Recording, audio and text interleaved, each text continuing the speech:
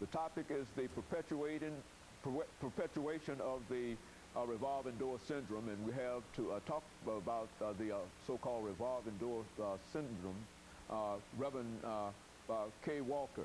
And of course, Reverend Walker, let's pick up during this second segment and give you an opportunity to talk about a system that is all a part of this revolving door system, and that is the parole system. Let's talk about parole in the state of Tennessee. Well, one of the things that I want to say about that is, when I'm talking about perpetuating the revolving door syndrome, we always look at crime in our society.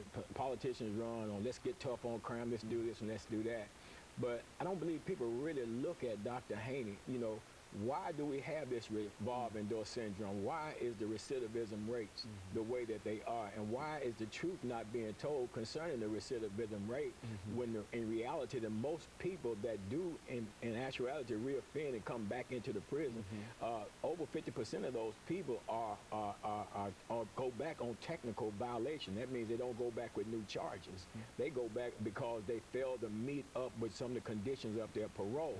And what I'm saying is this: when it comes to that revolving door syndrome, I believe that the parole board plays a role in perpetuating that, in the sense that, first of all, on the back end, there's not adequate supervision or of the ex-offender when they come out. There's not enough things or not enough programs that's out there to help. And then the programs that are out there to help, the parole boards are not working close enough in conjunction with those programs to make that transition from the inmate to into society a successful one. And then on the other side, coming out the door when they meet the parole board. Now you take, for example, inmates, and Dr. Haney, I have sat on parole boards, man, for the last 10 years or so. Let me interrupt. But parole, when you talk about parole board, are we talking about several boards, or is that just one general board for the entire state of Tennessee? It's one board for the entire state, for the state of Tennessee, and they go to the various institutions. I think it's a total of 7 parole board members. In most cases, they will send out a hearing officer who would hear the case and then make a recommendation as to whether they would recommend parole or deny parole. Then it'll go in for, they had to have at least, I think, 4 votes in order to come out or be declined. And what happens is, in the parole process, an individual will go in, and mind you, the purpose of incarceration is for punishment and rehabilitation. An individual will go before this parole board, and I think it's good to know, what their mindset is in regards to the crimes that they committed, bringing them into the system. But at the same time, if you take an individual that's been incarcerated on a charge for, he's been in there for 15 years. Okay, well, 15 years, that's punishment in prison. If you're in prison for 15 years, you're punished, okay? Now, what needs to be looked at is, what has that person done during that 15-year period of time? Have they involved themselves in the various programs? Have they gotten their GED? Have they picked up a skill or a trade or anything like that? And why not look at that, what they've done while they're in there, to be a determining factor as to whether or not this individual should be released? But more times than not, Dr. Haney, what's happened is, you got a parole board that's acting like they're the judges in there, and they're actually going in here pretty much retrying the charge. That's what it appears. And it's not their role. I don't know if it's an ego thing or what it is, but it's not their role to go in there and retry these people, and then a lot of them being turned down for parole who are eligible for, who are qualified. I mean, parole is a privilege. It is not a right. But privileges are something that you earn, and it should be based upon what you've done while you're going through your punishment for the crime you committed. And if you have proven yourself to be rehabilitated, then why not release? Well, what happens is, and what I mean by perpetuating the revolving door syndrome, is that the parole board is more likely than not to parole somebody with a bad negative institutional record than they will with somebody that has a good institutional record and has spent sufficient amount of time in the system. Now, I don't know what advantages them to do that. Well, that's what I was about to say. That's almost setting a person up to fail. Well, he's coming back. And Dr. Haney, I'm not just talking. I've sit on the parole board. I mean, I sit on the parole board with a guy, and this guy actually sit there. And if I had been a parole hearing officer, I would have denied him. Because he sit there and talked to himself out of parole, and they paroled him anyway. And he got out, and he wasn't out hardly no time before he reoffended. He came back with a new charge.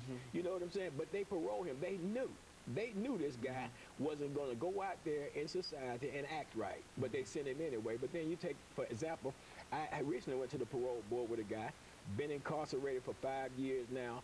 I mean, we went up earlier part of the year, and they said, okay, we got to get some stuff worked out on your cases. There's a conflict with the charges on your sentences. So that got worked out, went back to parole board about 3 months later, and then they both hearing officers recommended him the first time, recommended him this time, and then when the case found a vote, they turned him down. But now this guy, he's sufficiently served his time in terms of the punishment phase. He has been rehabilitated. He's been in the program. He don't have the write-ups and all that stuff like that. But then they put him off for a year. Why? Because they know he's not coming back.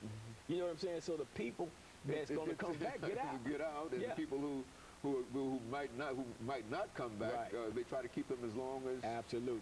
And there's another gentleman, Dr. Haney, down in another institution, and I don't want to call these guys' name because the parole board, the way they're doing this guy already anyway, I mean, if I mention his name, they'd probably retaliate against him, you know what I'm saying? But anyway, this man's been locked about 34 years.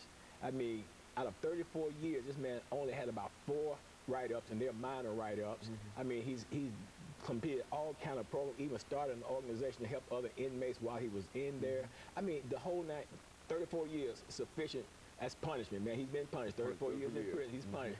But in that 34-year period of time, he has rehabilitated himself. I mean, go to the parole board, man. He got all the, correctional officers coming out in support. Man, had a psychologist, had a psychological evaluation, and not only did he send the paperwork, but he was up there himself with the paperwork talking about it, and they still let this man decline this man, but people with similar charges that had bad institutional record, that even had attempted assaults against correctional officers, had been paroled, spending less time than this guy in prison, man. It don't make sense. Did they give any kind of justification, or any kind of reason why they did not wish to allow him to? The old catch-all phrase, Dr. Haney, seriousness of offense. Man, Dr. Haney, that's pure garbage.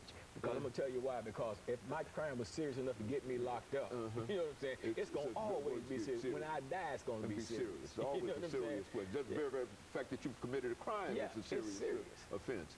Okay, well, and so we're getting ready for our second commercial break here, and then we'll give you an opportunity to further develop some of these ideas in reference to the system. But it does appear that the parole board has a tremendous amount of power, but it does not seem as if they're willing to work with individuals to allow them the opportunity and the privilege to take advantage. And of course, we'll be back with our audience following this very, very short commercial break.